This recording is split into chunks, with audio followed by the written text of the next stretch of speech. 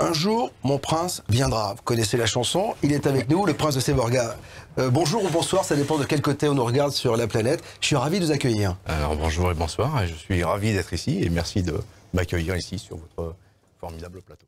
Qu'est-ce qui vous a donné envie de devenir prince de Séborga? C'est un choix. Voilà. Le choix m'a été donné, donc j'allais dire par héritage. Franck. Moi, la question que je vais vous poser, je vous appelle Prince, je vous appelle Nicolas Ier, comment dois-je vous appeler?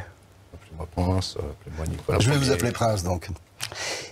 Moi, ce qui m'intéresse, c'est que vous vous êtes levé un matin, on ne vous a pas donné les clés de Séborga en vous disant bonjour, bonjour Prince. C'est qu'un matin, vous vous êtes dit, je vais revendiquer cet espace, il est à moi. Tout comme un matin, un type qui s'appelle Macron a dit, le siège qui est là-bas, c'est le mien.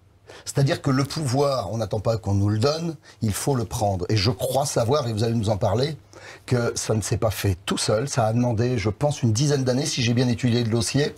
J'aimerais que vous nous parliez de ce chemin-là. Ce matin, vous vous levez d'abord, et puis les 10 ans de désert. Parce que, évidemment qu'il n'y a pas 50 personnes derrière vous qui vous disent « Vas-y Nico, on est avec toi ».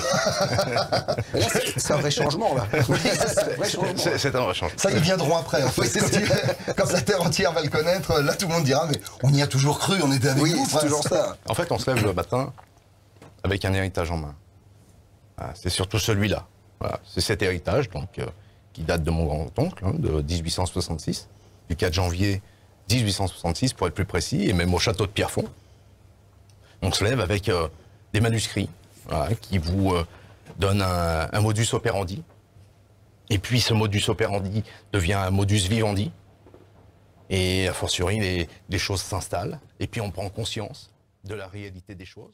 Je vais rebondir quand même sur ma question et sur votre réponse. Vous semblez dire, selon la formule consacrée, qu'il n'y a pas de hasard, il n'y a que des rendez-vous, puisque vous nous avez parlé de dates, et vous vous appuyez sur des dates. Tout à fait. Mais j'imagine que c'est dû à votre modestie, mais moi je vais revenir, je ne vais pas vous lâcher comme ça. Forcément, à un moment donné, il y a une énergie, il y a quelque chose qui rayonne de vous, qui fait que vous y croyez, vous emmenez tout le monde avec vous, et forcément, pour construire tout ce que vous avez construit, vous allez nous en parler, la Constitution, la monnaie, tout ça n'existait pas, n'était pas aussi structuré que ça l'est aujourd'hui, grâce à votre œuvre d'ailleurs.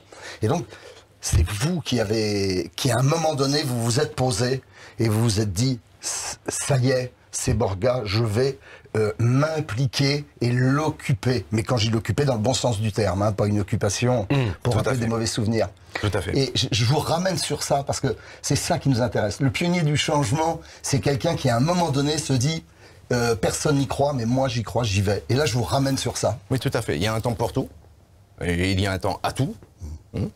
Quand on a décidé, je dis on parce que je ne suis pas seul. Seul, on ne fait rien. Donc quand je parlais d'une libre communauté tout à l'heure, c'est justement cette libre communauté qui était engagée dans des convictions profondes. Et c'est avec ces convictions profondes qu'ont pu être, j'allais dire, établis tous les instruments nécessaires au bon fonctionnement d'un État.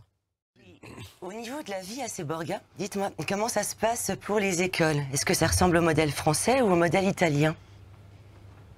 Nous sommes en pleine émergence. Ça fait bientôt 2 ans. Nous avons justement créé tous les instruments nécessaires à l'État. Et puis, avant de parler d'émergence locale, il fallait donner la prospérité à la principauté. Après avoir créé tous les instruments, il lui fallait donner la prospérité. La prospérité, elle est née en Afrique. Elle est née en Afrique. À ce moment-là, on pourra peut-être parler du changement. Franck, moi je me mets à la place des millions de gens qui vont nous regarder à partir de... Des milliards peut-être même. Des milliards, oui, c'est cela. Et forcément, ils vont se dire, qui dit principauté dans le sud-est, qui dit forcément Monaco, et on pense au Rocher. Et vous n'êtes pas très loin d'ailleurs. Et forcément, ils vont se dire, mais est-ce que c'est un paradis fiscal? Est-ce que je peux demander la nationalité? Et ils vont se poser cette question. Alors, je vous la pose pour pouvoir leur répondre parce que ça évitera à votre secrétariat de traiter les milliers de emails à partir. On peut demander une nationalité, bien sûr. Quels sont les critères pour l'obtenir? Il n'y a pas de critères bien précis. Nous ne sommes pas sectaires. Bien sûr que ce sont des demandes qui sont soumises à l'étude, mais nous ne sommes pas sectaires, c'est-à-dire que toutes les demandes de nationalité sont les bienvenues. Maintenant, en ce qui concerne un paradis fiscal, non, ce n'est pas un paradis fiscal.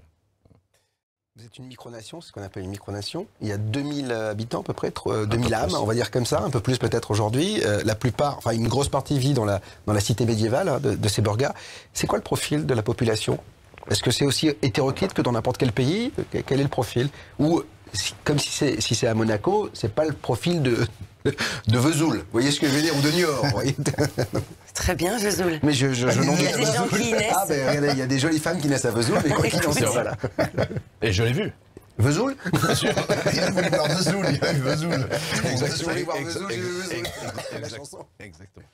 Franck? Je me suis amusé il y a quelques semaines à taper dans YouTube, comme vont certainement le faire beaucoup de nos téléspectateurs, à taper Seborga. Et je suis tombé sur une vidéo, j'ai découvert, je ne connaissais pas, d'une communauté dont quelques représentants se sont installés, qui sont habillés tout en blanc. J'imagine que vous les connaissez. Une société secrète? Oui, c'est une société plutôt discrète. Je me méfie des sociétés discrètes, comme tu le sais. Les gens qui ont des signes, des attouchements, des choses comme ça. Je connais plein de gens comme ça. Oui, c'est ça, ils se serrent la main. Les frères Lagratouille, ils les appelaient Mitterrand, hein, n'est-ce pas? Je me suis posé cette question. Quel est votre rapport avec ces gens-là? Si elle était si secrète que ça, elle ne serait pas sur YouTube. Bonne réponse, oui. Le rapport, faut savoir que c'est une cité, un pays millénaire depuis 1954. C'est aussi le berceau des Templiers. Jacques de Molay. Saint-Bernard de Clairvaux, en son temps. Celui qui l'ont fait, un Dijonais, un moine cistercien d'ailleurs. Je vous ai tout à l'heure entrepris avec la question du fameux matin d'il y a 10 ans où I Have a Dream. Là, je vais vous ramener à la même question, mais demain matin. Vous vous levez demain matin, c'est quoi votre rêve pour dans 10 ans? I was a dream. Non, I have a dream, parce que c'est toujours le futur, il faut regarder vers le devant.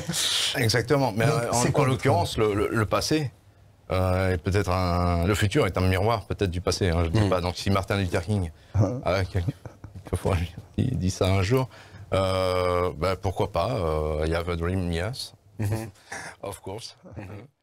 Moi j'ai juste évoqué, c'est la petite page de publicité, Galabru était ami avec Johnny Hallyday il y a 40 et quelques années, et avec Louis de Funès. Et Louis de Funès dit à Galabru, il paraît que tu connais Johnny, je rêve de le rencontrer. Et Johnny dit, il paraît que tu connais de Funès, je rêve de le rencontrer, c'est mon idole.